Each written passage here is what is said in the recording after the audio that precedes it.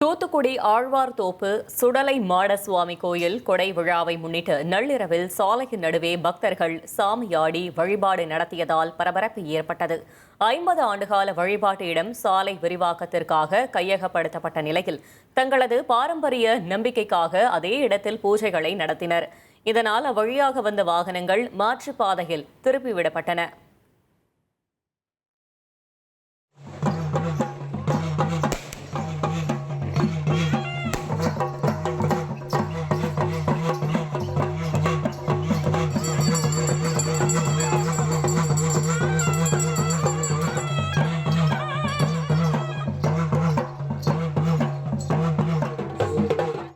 ஒரு கோடியே 26 லட்சம் மனங்களை வென்ற தந்தி டிவி யூடியூப் சேனல். தவிர்க்க முடியாத தம்ப்நெயில்ஸ், கலக்கலான கான்டென்ட்ஸ்.